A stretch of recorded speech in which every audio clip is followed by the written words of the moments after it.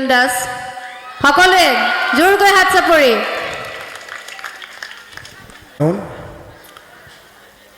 পোনপ্ৰথমে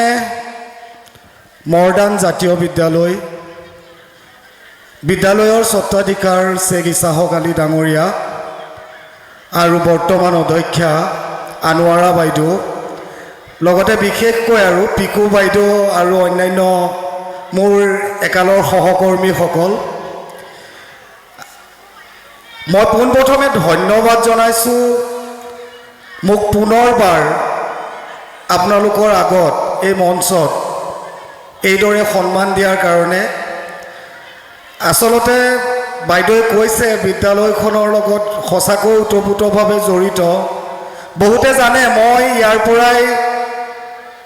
কলেজীয়া বিশেষকৈ হায়াৰ ছেকেণ্ডেৰী মই ইয়াৰ পৰাই কমপ্লিট কৰি গৈছিলোঁ আৰু কমপ্লিট কৰাৰ পিছত পুনৰ ইয়াতেই প্ৰায় 8 বছৰৰো অধিক প্ৰায় 9 বছৰমান মই ইয়াতেই ইংৰাজী বিষয় শিক্ষক হিচাপে কাম কৰিছিলোঁ আৰু মই গৌৰৱান্বিত যে বিদ্যালয়খনৰ আন্তঃগাঁথনি আৰু যি প্ৰচেষ্টা আজিলৈকে অটুট আছে